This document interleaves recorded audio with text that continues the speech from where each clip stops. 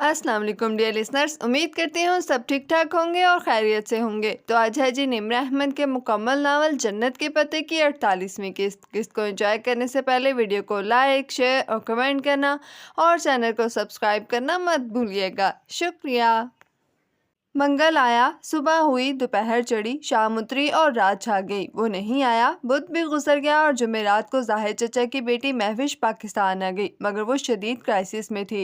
जाहिद चचा और आबदा चची ने किसी को नहीं बताया था, मगर साइमा ताई को अपने किसी सोर्स से पता लग ही गया था। महविश का शौहर इससे अगली फ्लाइट में आ रहा था, मगर इमिग्रेशन के किसी चक्कर में फंस गया और ऐन वक्त पर गिरफ्तार कर लिया गया। महविश की फ्लाइट चूंकि एक रोज कबल की थी, सो वो इस वक्त तक पाकिस्तान आ चुकी थी और फिर खबर मिलते ही ताया फुरकान और इनकी फैमिली समेत सभी आबदा चची की तरफ इकट्ठे हो गए थे। डाइनिंग हॉल में मेज के गिर्द 6 कुर्सियों पे सोनिया और वो 5 कजन्स बैठी थी। महविश खामोश थी और वो सब भी। हयात तो सरबराही कुर्सी पर बैठी, दुपट्टा सर पर ठीक से लिए देख भी कहीं दूर खला में रही थी। डाइनिंग हॉल और डाइनिंग रूम के दरमियान जालीदार पर्दा आधा गिरा था।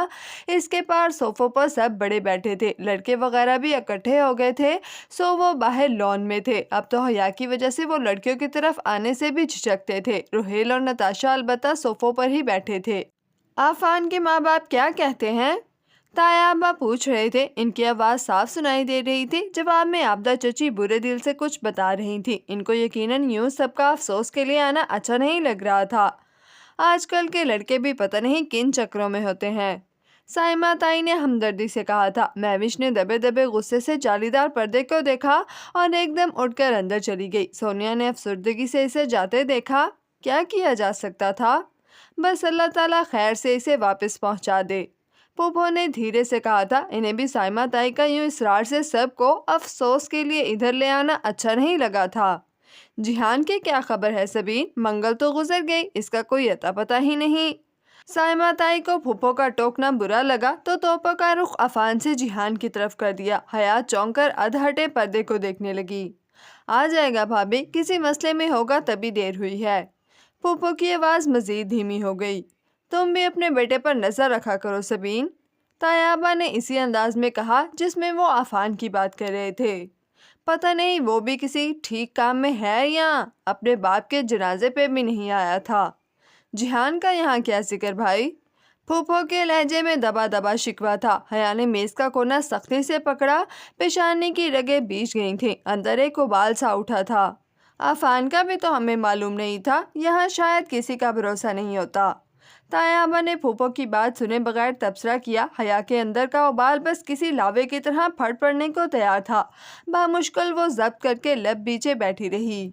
ऐसा कुछ नहीं है भाई, मैं अपने बेटे को अच्छी तरह जानती हूँ।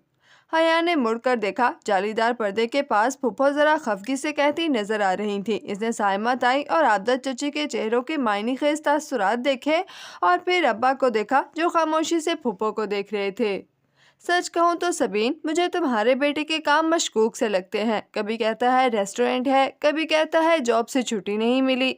बेहतर होगा तुम इसको भी चेक में रखा करो ताकि कल को कोई बड़ा नुकसान ना उठाना पड़े। मैं तो ये भी नहीं जानता कि वो काम क्या करता है। और ताया की इस बात पर इसे लगा कि इसकी बर्दाश्त खत्म हो गई है। बस बहुत हो गया, अब मजीद वो नहीं बर्दाश्त कर सकती थी। ये ठीक था कि इसे राज रखने आते थे, मगर इसे सिर्फ वो राज रखने चाहिए थे जिनके रखने का कोई फायदा हो, अब मजीद नहीं। वो तेजी से उठी और जालीदार पर्दा उठाकर ड्राइंग रूम के दहाने पे आई। इसके यूं आने पर सबने इसे मुड़ कर देखा था।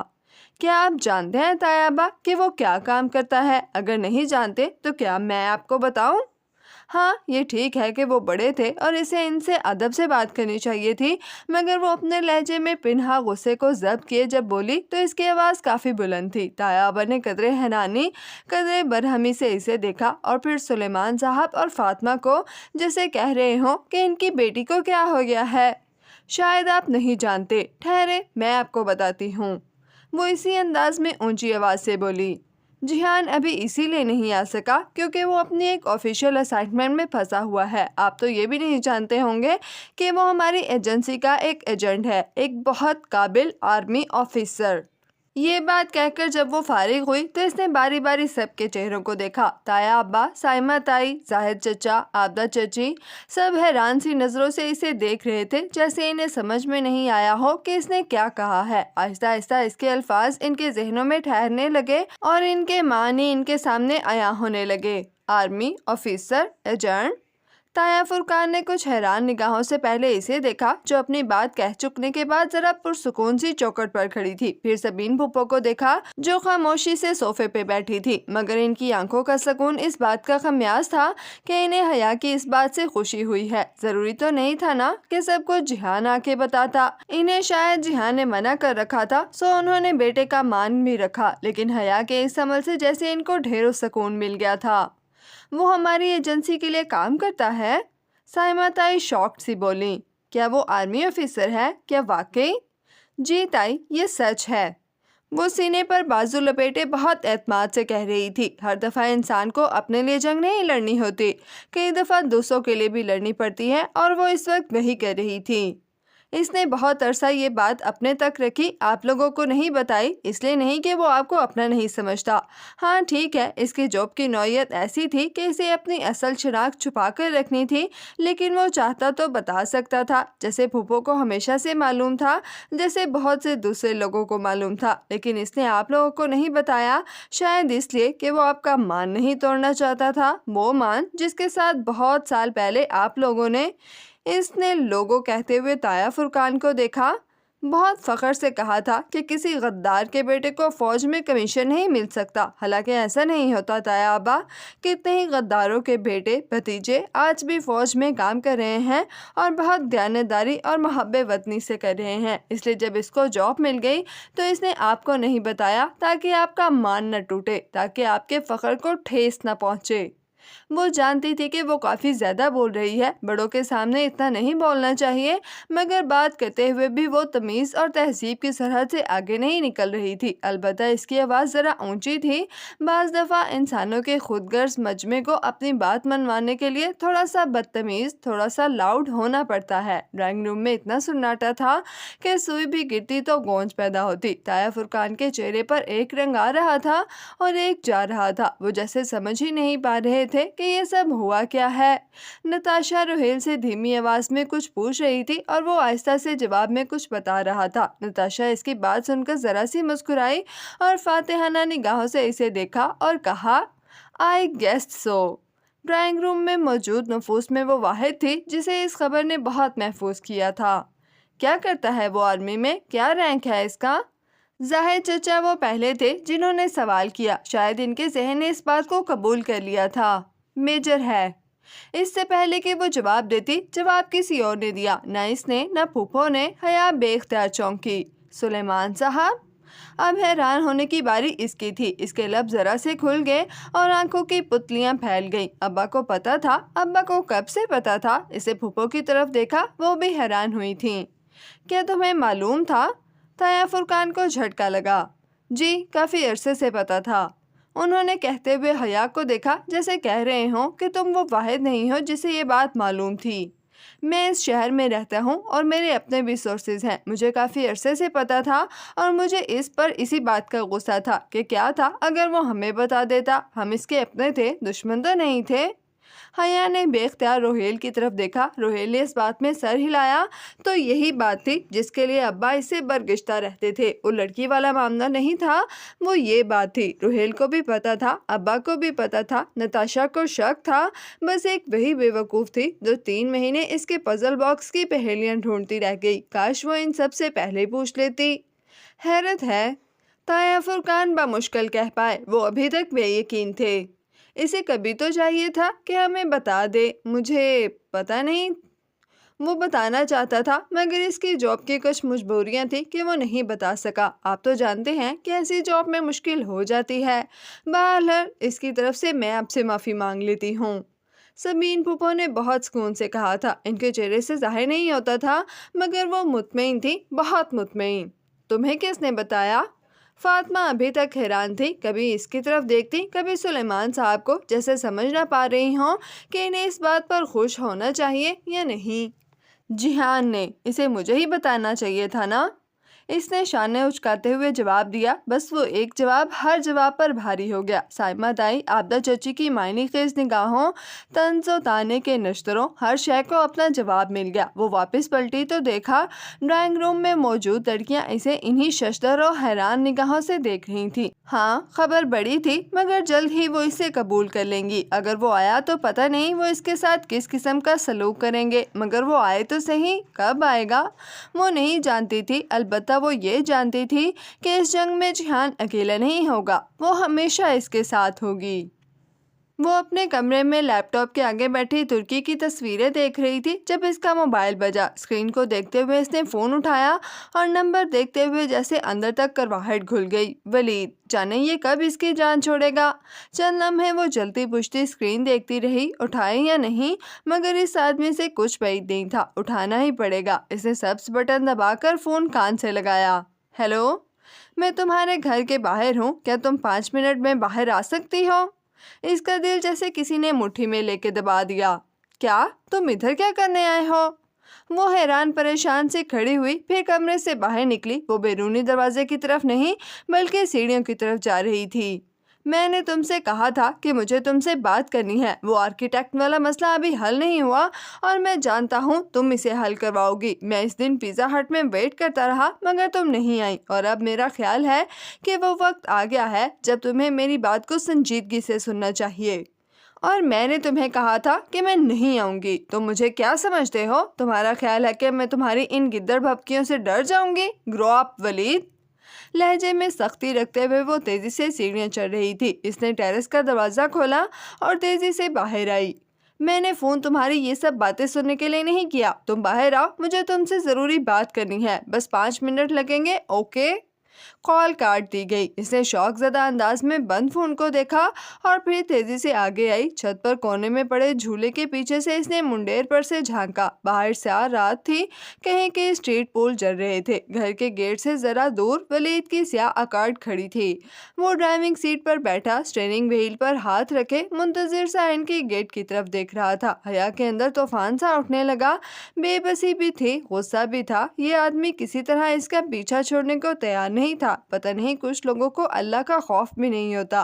किसी की कमजोरी हाथ लगने पर वो खुद को खुदा क्यों समझने लगते हैं, मगर नहीं, ऐसे खुदाओं से, ऐसे ब्लैकमेलरों से निपटना इसे अच्छी तरह आता था। वो मुड़ी और टेरेस पर रखे इन मसनूई पौधों की तरफ आई जो बड़े बड़े गमलों में रखे थे। गमले बड़े थे, इसलिए टहनियों को खड़ा रखने के लिए इन्हें मिट्टी की बजाय छोटे बड़े पत्थरों से भर दिया गया था। इसने एक गमले से एक वजनी सा पत्थर उठाया और वापस मुंडेर तक आई। वलीद अभी तक मुंतज़िर निगाहों से गेट की तरफ देख रहा था, जैसे इसका ख्याल था कि इसकी ब्लैकमेलिंग में आकर वो अभी गेट से आती दिखाई देगी और एक दफ़ा फिर इसकी गाड़ी में बैठ जाएगी। मोमन एक सुराख से कभी दोबारा नहीं डसा जाता। वो इतनी कमज़ोर तो नहीं थी कि इसकी ब्लैकमेलिंग की वजह से इसके साथ बैठ जाती।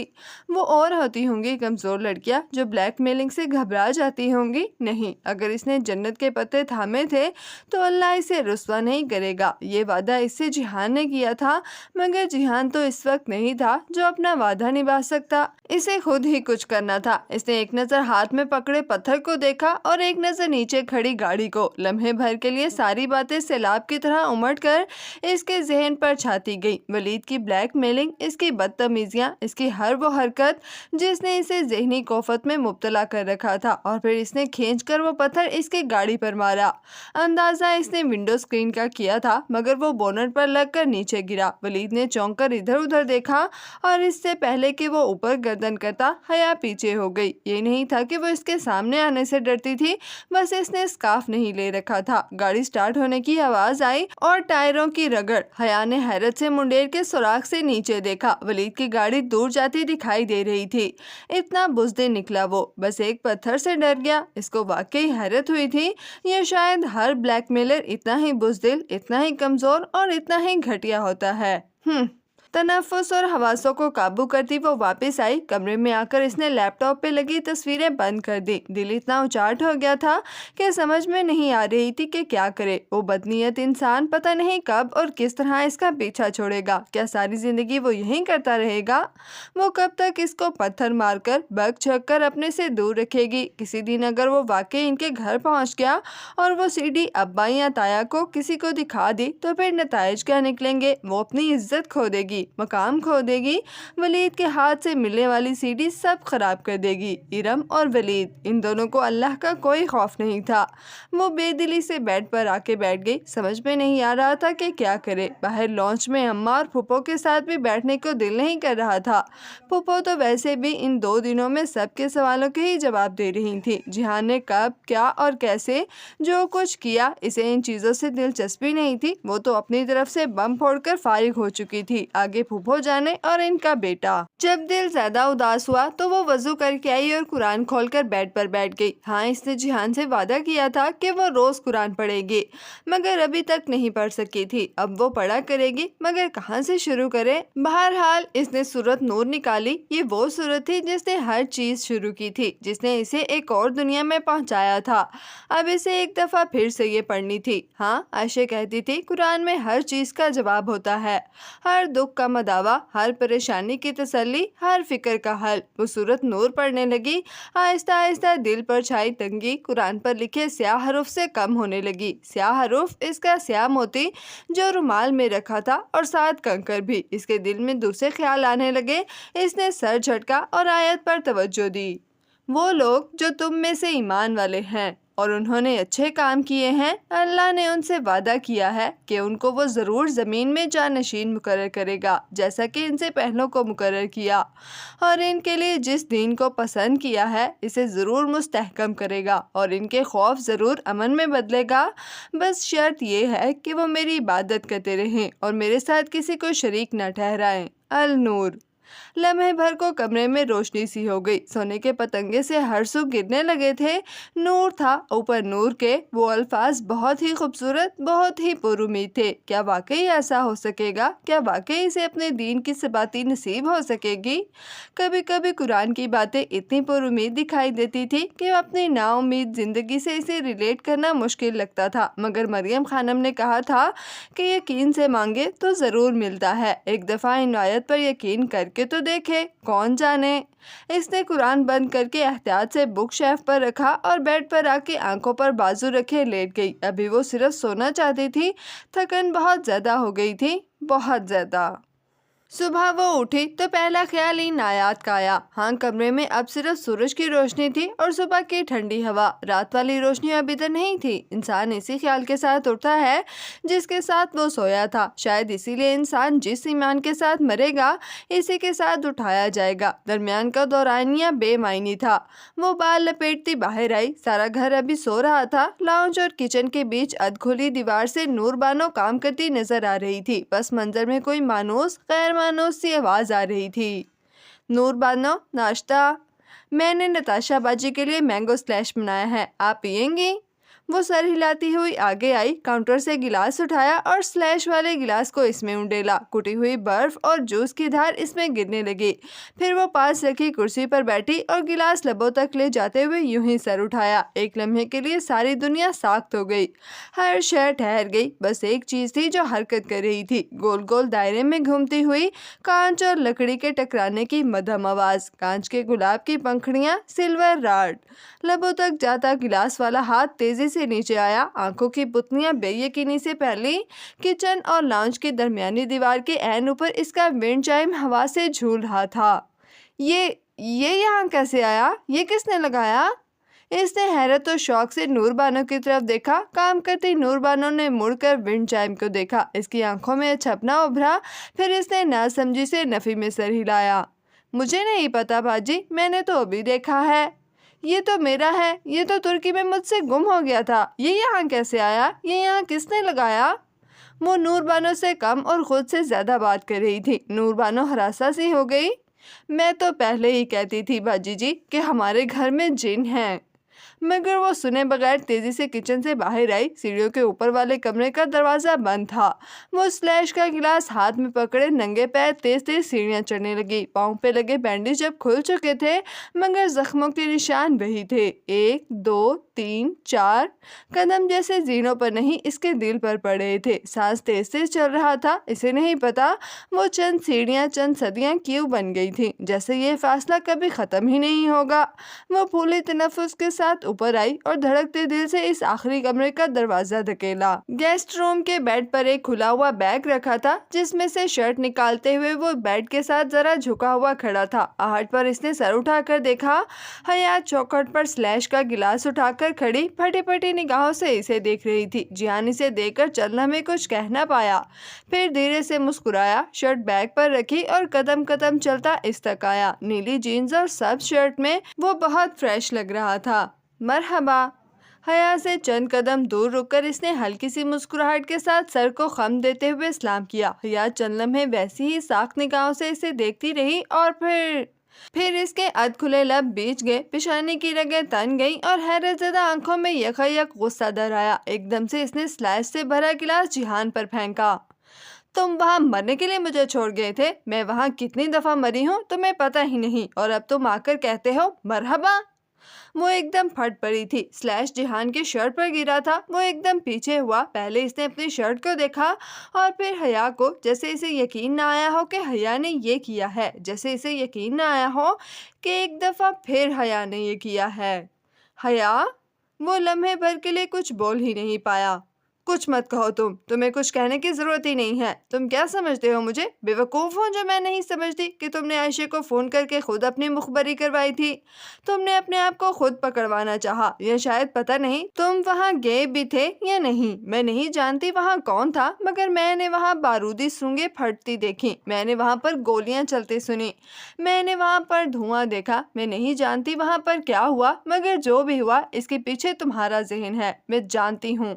जिहान, तुम हमेशा चीजें प्लान करते हो, मगर तुमने कहा था कि इस दफा तुम कुछ प्लान नहीं करोगे, लेकिन तुमने किया। क्या था? अगर तुम मुझे बता देते मैं कितनी परेशान रही, मैं कितनी तड़पी, मैं कितनी बेसुकून रही हूँ इन चंद दिनों में, अंदाजा नहीं है तुम्हें। वो वहीं बेड पे किनारे पर बैठी और फिर एकदम हाथों में मुंह छुपाकर रोने लगी। जिहान ने एक दफा फिर गर्दन झुकाकर अपनी गीली शर्ट को देखा और फिर फर्श पर गिरे प्लास्टिक के गिलास को। शुक्र है वो प्लास्टिक का था, सो टूटा नहीं। तुमने क्या किया इस वक्त मैं नहीं जानती, मगर जो भी किया वो बहुत बुरा था। अगर वहाँ मेरे दिल को कुछ हो जाता, मैं शौक से ही मर जाती, तो तुम क्या करते? मगर तुम्हें तो कोई फर्क ही नहीं पड़ता। वो रोते रोते कह रही थी। अगर तुम्हारी याददाश्त ठीक से काम कर रही है तो तुम्हें याद होगा कि मैंने कहा था फौरन वहाँ से चली जाना। अगर तुमने सब कुछ देखा है तो इसका मतलब है तुम वहीं पर थी, तुमने मेरी बात नहीं मानी। हया ने एकदम से गीला चेहरा उठाया। मैं चली भी जाती तो कितना दूर जाती, चंद मीटर दूर ही तो खड़ी थी हमारी जीप। क्या मुझे वहां तक सूंघे फटने, धमाके और गोलियों की आवाज़ न आती? वो एक तारीख खामोश रात थी और तुम जानते थे कि मुझे आवाज़ आएगी, इसलिए तुमने मुझे कहा था कि मैं सरहद तक ना जाऊं। क्या तुम वाकई सरहद के पार गए थे? क्या पता तुम गए ही ना हो। मुझे अब तुम्हारी किसी बात का यकीन नहीं आ रहा जिहान। कितने दिन वो मुस्तरब, बेचैन और दिलगीर रही थी, और अब कितने मज़े से वो आकर कह रहा था मरहबा। यानी कि तुमने मेरी बात नहीं मानी, यानी कि तुम हमेशा अपनी ही मर्जी करती हो, और अगर मैं अपनी मर्जी करूं तो तुम गुस्सा करती हो। और जिहान ने सर झुकाकर अपनी गीली शर्ट को देखा। क्या कुछ रह गया है जो तुमने मेरे ऊपर नहीं तोड़ा? तो एक ही दफ़ा तोड़ लो ताकि ये सिलसिला ख़त्म हो जाए। वो खफगी से बोला। हया ने इसकी भीगी शर्ट को देखा। इसे जरा भी अफसोस या पछतावा नहीं था, फिलहाल वो इसी काबिल था। मैंने तुम्हें कहा था कि तुर्की और शाम का बॉर्डर सबसे आसान बॉर्डर है। मैंने तुम्हें ये भी कहा था कि वो हमें नहीं पकड़ सकते जब तक हम खुद न चाहें। आसान बॉर्डर होने का ये मतलब नहीं होता कि आप मुंह उठाकर सरहदी बाढ़ से चले जाएंगे। आसान बॉर्डर का मतलब ये होता है कि ऐसे बॉर्डर पर सरहदी फौज को डॉच देना आसान होता है। वो कहता हुआ बाथरूम की तरफ गया। चंद ही लम्हों बाद वो शर्ट का गिरेबान तौलिए से साफ करते हुए वापस आया था। ہم ترکی اور شام کا بارڈر اسی طرح کراس کرتے ہیں۔ کمانڈر شیعہ تھا، اس لیے مجھے یہ چاہیے تھا کہ میں اسے ایران سے کال کرواتا، اور ایران میں میرے پاس بہترین آپشن عائشہ تھی۔ عائشہ نے انہیں فون کر کے ایک ایسے کریمنل کا بتایا جسے وہ پکڑنا چاہ رہے تھے۔ حالانکہ وہ آدمی اس سے ہفتہ پہلے ہی ترکی سے شام جا چکا تھا، لیکن ان سیکیورٹی فورسز والے گدھوں کو نہیں معلوم تھا۔ شرٹ صاف کر کے اس نے گردن کے اوپر جوس کے قطرے بھی تولیے سے پہنچے، پھر سر اٹھا کر گلہ آمیز نگاہوں سے حیا کو دیکھا۔ اور اگر تم نے کسی پر کچھ گرانے سے پہلے اس کی بات سن لیا کرو تو زیادہ بہتر ہوگا۔ میں نے جس کریمنل کے بارے میں انہیں بتایا تھا وہ وہاں پر جا ہی نہیں رہا تھا۔ جو بندہ میری جگہ بارڈر سے اس پوسٹ تک گیا تھا، اس کو پیسوں کی ضرورت تھی۔ جب وہ اسے پکڑ لیں گے تو 6 ماہ اسے جیل میں رکھیں گے اور پھر چھوڑ دیں گے، اور ان 6 ماہ میں اس کے گھر والوں کا بہت اچھا گزارا ہو جائے گا۔ یہ صرف ایک ڈائیورژن تھا جو اپنی طرف سے ہم سیکیورٹی فورسز کو دیتے ہیں تاکہ وہ مخبری کی گئی چوکی کی طرف اپنا فوکس رکھیں، اور ایسے میں ان کی توجہ کسی قریبی چوکی سے ہٹ جایا کرتی ہے، اور ہم ان کی اسی بے دہانی کا فائدہ اٹھا کر بارڈر کے پار چلے جایا کرتے ہیں۔ ترکی اور شام کا بارڈر سب اسی طرح کراس کرتے ہیں، ایک بندہ پکڑواتے ہیں، اور پوری کی پوری فیملی قریب ہی کہیں دوسری جگہ سے بارڈر کراس کر لیا کرتی ہے۔ اور جو بارودی سرنگ پھٹی تھی وہ ان لوگوں سے بہت دور تھی، صرف افراتفری پھیلانے کے لیے کیا تھا میں نے یہ۔ تو اسی لیے اس کے جوتوں کا رخ بائیں طرف تھا، وہ بارڈر کی طرف جا ہی نہیں رہا تھا، اس نے جانا ہی بائیں طرف تھا۔ کچھ نہ کچھ تو تھا جو جہان نے اسے سکھایا تھا، مگر اس سیکھی ہوئی بات کو وہ پہلے اپلائی کر لیتی تو اتنی پریشانی نہ ہوتی۔ اگر میں تمہیں بتا دیتا کہ وہاں پر سیکیورٹی فورسز والے تیار ہیں، بارودی سرنگ پھٹے گی، گولیاں چلیں گی، تو کیا تم مجھے وہاں جانے دیتی؟ تم پریشان ہو جاتی، تم اتنے دن پریشانی میں گزارتی کہ کہیں میرا ڈائیورژن ناکام تو نہیں ہو گیا، کہیں یہ نہ ہو کہ سیکیورٹی فورسز والوں کو اندازہ ہو گیا ہو اور انہوں نے آس پاس کی فورس بڑھا دی ہو۔ تم اسی طرح کی باتیں سوچتی رہتی اور پریشان ہوتی، اس لیے میں نے تمہیں نہیں بتایا۔ مگر نہیں، حیا سلیمان ہی کیا جو میری بات مان لے، جو اپنی عقل سے بے عقلی والے کام نہ کیا کرے۔ گیلے تولیے کو صوفے کی پشت پر ڈالتے ہوئے وہ برہمی سے کہہ رہا تھا۔ حیا نے بھیگے رخسار ہتھیلی کی پشت سے صاف کیے۔ اور وہ لڑکی کون تھی جس کے ساتھ ایک دفعہ ابا نے تمہیں دیکھا تھا؟ اب مت ظاہر کرنا تمہیں یاد نہیں۔ وہ عائشہ تھی۔ عائشہ تم سے کبھی اتنی بے تکلف ہو ہی نہیں سکتی، سچ بتاؤ۔ نہیں، انفیکٹ مجھے یاد آیا، وہ میری سیکرٹری تھی دیمت، اور وہ جانتی تھی کہ وہ جھوٹ بول رہا ہے، وہ اصل بات کبھی نہیں بتائے گا۔ اب بھی کچھ باتیں تھیں جو وہ اسے نہیں بتاتا تھا، مگر فی الوقت وہ اسے کچھ بتانا چاہتی تھی۔ میں وہاں تمہارے لیے گئی تھی جہان، میں ترکی تمہارے لیے گئی تھی۔ جہان کے خفا چہرے کے تنے ہوئے نقوش ذرا ڈھیلے پڑے اور پھر ایک مسکراہٹ اس کے لبوں پر آ گئی۔ ویری گڈ، میں یہی سننا چاہتا تھا۔ وہ بہت محفوظ ہوا تھا۔ میں ہمیشہ سے جانتا تھا کہ تم وہاں کپادوکیا دیکھنے کے لیے نہیں آئی۔ کپادوکیا کی بات کون کر رہا ہے جہان؟ اس نے اکتا کر ٹوکا۔ تمہیں اچھی طرح پتا ہے کہ تم نے مجھے کپادوکیا خود بلایا تھا، ورنہ تم کبھی مجھ سے محسن والی بات نہ کہتے۔ تم چاہتے تھے کہ میں وہاں آؤں، لیکن میں کپادوکیا کی بات کر ہی نہیں رہی۔ وہ اس کے سامنے آ کر کھڑی ہوئی اور جب بولی تو اس کی آواز پہلے سے ہلکی تھی۔ میں ترکی تمہارے لیے گئی تھی جہان، میں نے سپانجی کا اسکالرشپ تمہارے لیے لیا تھا۔ میں تم سے ملنا چاہتی تھی، میں تم سے ان گزرے ماہوں سال کا حساب لینا چاہتی تھی جن میں نے تمہارا انتظار کیا۔ میں نے تمہیں بتایا تھا نا کہ میں نے تمہارا نام کب سنا، میں نہیں جانتی، لیکن میں اتنا جانتی ہوں کہ تمہارا نام ہمیشہ میرے نام کے ساتھ رہا تھا۔ اب اس کو تم محبت کہو یا جو بھی کہو مجھے نہیں پتا، میں بس اتنا جانتی ہوں کہ میں تمہارے بغیر نہیں رہ سکتی ہوں، نہ تم میرے بغیر رہ سکتے ہو میجر احمد۔ آخر میں وہ بھیگی آنکھوں سے مسکرائی۔ جہان نے ایک دم سے اسے دیکھا اور پھر دروازے کو۔ آہستہ بولو، کوئی سن لے گا۔ حیا کی مسکراہٹ ذرا سی سمٹی، بے اختیار اس نے تھوک نکلا، اوف، ایک بات تو رہ ہی گئی، سن بھی لے گا تو کیا ہوگا؟ انجان بنتے ہوئے اس نے شانے جھٹکے۔ میں نہیں چاہتا ابھی کسی کو پتا چلے، سمجھا کرو نا۔ وہ ذرا سا جھنجھلایا تھا۔ اس روز جب تایا فرقان وغیرہ تمہارے بارے میں پوچھ رہے تھے اور تمہیں الزام دے رہے تھے تو میں نے، وہ ذرا سی کھنکھاری، میں نے ہر چیز بتا دی ان کو۔ بات کے اختتام پر اس نے جہان کا چہرہ دیکھا، اس کی آنکھوں میں پہلے اچھپنا اترا اور پھر، تم نے سب کو کیا بتا دیا؟ وہ بری طرح سے چونکا۔ वही जो सच था, वही जो तुम्हें बहुत पहले इनको बता देना चाहिए था, मगर तुम में हिम्मत ही नहीं थी। सो मैंने सोचा थोड़ी सी हिम्मत मैं कर लूं और मैंने बता दिया, बस। वो जितनी लापरवाही से कह रही थी, इसके दिल की तेज होती धड़कन इसके बरअक्स थी। जिहान किस तरह रिएक्ट करेगा इस पर तो इसने सोचा ही नहीं था। तब यकीन जो नहीं था कि वो आ जाएगा। मगर तुमने ऐसा, ओफ हया ओफ।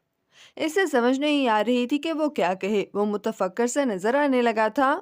पता नहीं अब सब कैसे रिएक्ट करेंगे। एक दफा फिर नया इशू, मैं मजीद इशू अफोर्ड नहीं कर सकता।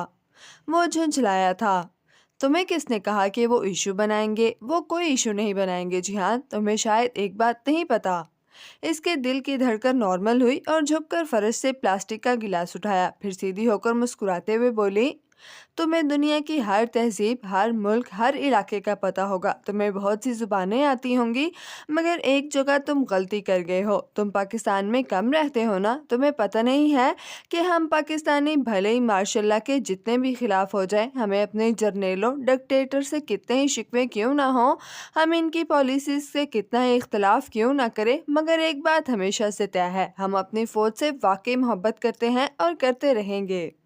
जिहान ने सर उठाकर इसे देखा, फिर इसके मुतफक्कर चेहरे पर जरा सी मुस्कुराहट उभर कर मासूम हुई।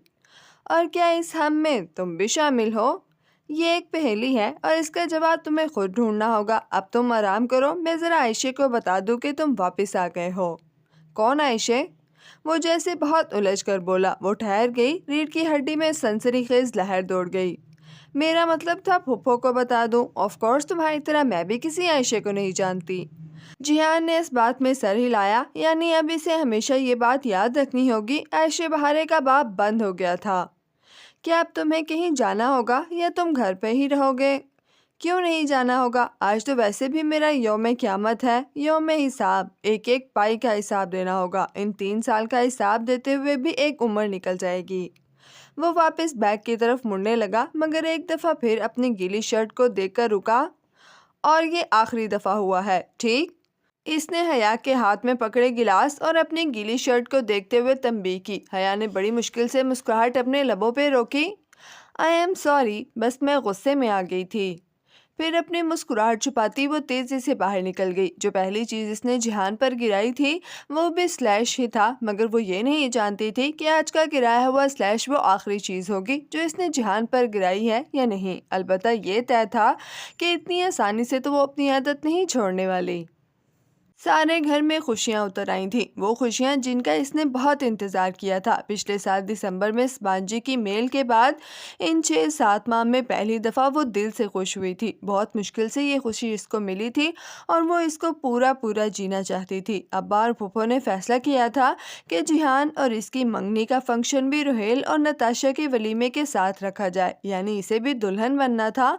हाँ, रुखसती इसकी डिग्री खत्म होने के बाद ही की जाएगी। फंक्शन इस संडे को था और जब से ये डिसाइड हुआ था सारे घर में अफरा तफरी और रौनक सी लग गई थी। जिहान ज्यादातर घर से बाहर रहता, लेकिन जब भी आता इसका इस्तकबाल हमेशा एहतराम और इज्जत से किया जाता। इसकी तवक्को के बरअक्स ताया अब्बा साइमा ताई ने इससे कुछ नहीं पूछा था, कोई गिला या कोई ताना नहीं दिया था। जिसने पूछना था फूफो से पूछ लिया था। शायद इससे पूछने की किसी में हिम्मत ही नहीं हुई, ताया फुरकान में भी नहीं। वक्त भी कैसे बदल जाता है। हाँ, अलबत्ता वो इससे इसकी जॉब के बारे में, इसके कैरियर के बारे में और इसके आने वाले कामों के बारे में ज़रूर पूछा करते थे और वो इनके सामने बैठा धीमे लहजे में मुख्तसर जवाब दे रहा होता था। एक लिहाज सा था जो इसने अपने और इनके दरमियान खड़ा कर लिया था। पता नहीं वो इस सब से खुश था भी या नहीं, मगर वो बहुत खुश। वक्त भी किचन में बैठे मेहमानों की लिस्ट बनाते हुए वो मुसलसल खुद ही से मुस्कुराए जा रही थी। इसके मुकाबिल चीज केक के अमेजे में चम्मच हिलाती इरम ने दीदाजा निगाहों से इसे देखा। तुमने फंक्शन का जोड़ा ले लिया? जब इरम से इसकी मुस्कुराहट सही न गई तो इसने पूछ ही लिया। इसे फातिमा ने स्पेशल चीज़ केक के लिए बुलवाया था क्योंकि वो फैमिली में सबसे अच्छा चीज़ केक बनाती थी। इसकी बात पर हया ज़रा सी चौंकी, फिर नफ़ी में सर हिलाया। ऑर्डर तो दे दिया था मगर अभी पिक नहीं किया। हाँ, वैसे काफ़ी लकी हो तुम, है ना? इरम ने चम्मच गोल गोल हिलाते हुए कहा। कितनी आसानी से बैठे बिठाए इतना हैंडसम शौहर तुम्हें मिल गया। बैठे बिठाए? हया ने ताज्जुब से सोचा, फिर धीरे से नफी में सर हिलाया। इसके पाँव पे जख्मों के निशान अभी मौजूद थे।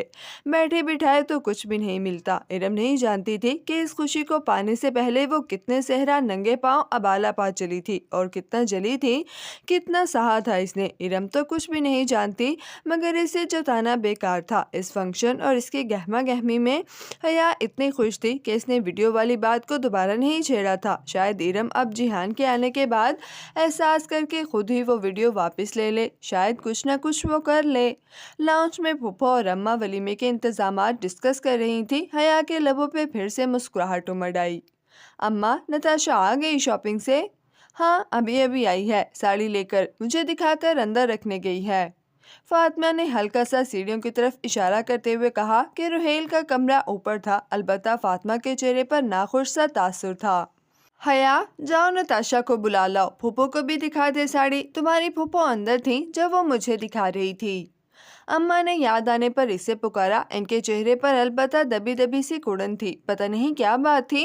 पूछने का इरादा तर्क करके वो पेन कागज वहीं छोड़कर उठ गई। जिहान का कमरा सीढ़ियों से ऊपर राहदारी में एक कोने पे था तो रुहेल का दूसरे कोने पर। वो आखिरी जीना चढ़ के ऊपर आई तो देखा जिहान और नताशा रुहेल के कमरे के सामने खड़े हंसते हुए कुछ बात कर रहे थे। नताशा के हाथ में 3-4 बड़े बड़े शॉपिंग बैग्स थे और वो हाथ हिला हिलाकर खालिस अमरीकी अंदाज में तेज तेज बोलती कुछ बता रही थी। इतने फासले से आवाज तो नहीं आ रही थी कि वो क्या कह रहे थे, मगर खुश मिजाजी शनासाई इसकी आईब्रो तन गए। इतने हंसकर कभी मुझसे तो बात नहीं की।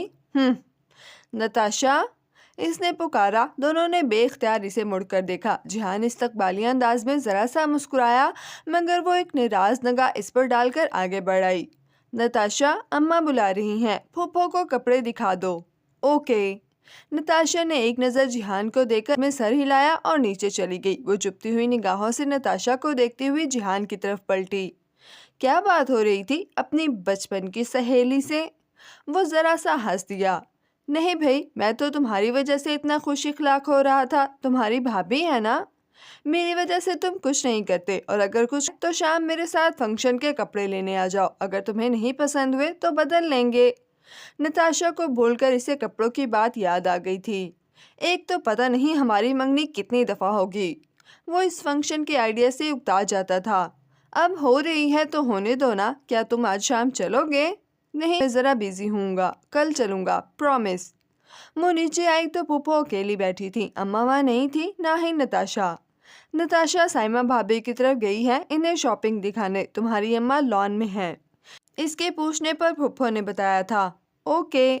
इसने सर पर दुपट्टा लिया और पोर्च की तरफ खुलते दरवाजे की तरफ आई। पट जरा सा खोला तो बरामदे में फातिमा और रुहेल रोए थे। फातिमा गुस्से और खफगी से रुहेल से कुछ बहस कर रही थी और वो आगे से कुछ कहने की नाकाम कोशिश कर रहा था। ये पहन कर जाएगी वो वलीमे में? हद होती है रुहेल, वो घर में क्या क्या पहने फिरती है। मैं खामोश हो जाती हूँ। इसका ये मतलब नहीं है कि मुझे और तुम्हारे अब्बा को बुरा नहीं लगता, मगर इस फंक्शन में हजारों लोग होंगे रुहेल, कुछ एहसास है तुम्हें? मगर अम्मा, ऐसा क्या? मगर अम्मा इसकी नहीं सुन रही थी। शलवार कमीज कुछ ले लेती, भले ही सर पर दुपट्टा ना लेती तब भी खैर थी, मगर ये स्लीवलेस बैकलेस बेहुदा सी साड़ी उठा कर ले आई है तुम्हारी बीवी। हमारे खानदान में कभी ऐसा लिबास नहीं पहना किसी ने। अम्मा, क्या हो गया है? हया भी तो स्लीवलेस पहन लेती थी। और अम्मा के तो मानो सर पर लगी तलमों पर बुझी। मेरी बेटी का लो। वो एकदम गुस्से में आ गई थी। मेरी बेटी जब घर से निकलती है तो अबाया पहनकर चेहरा ढांप कर निकलती है। खानदान में कोई नहीं है जो मेरी बेटी के बराबर का हो। मगर अम्मा, पहले तो हया भी। पहले की बात मत करो रुहेल, हम हया की बात कर भी नहीं रहे, हम तुम्हारी बीवी की बात कर रहे हैं। अच्छा ठीक है, मैं बात करूँगा इससे। वो जैसे जान छुड़ाने वाले अंदाज में बोला था, मगर अम्मा कन्विंस नहीं हुई थी। वो और भी बहुत कुछ कहने का इरादा रखती थी, मगर हया दबे कदमों वापस पलट गई। इसकी आंखों में नमी उतर आई थी, दिल भर आया था।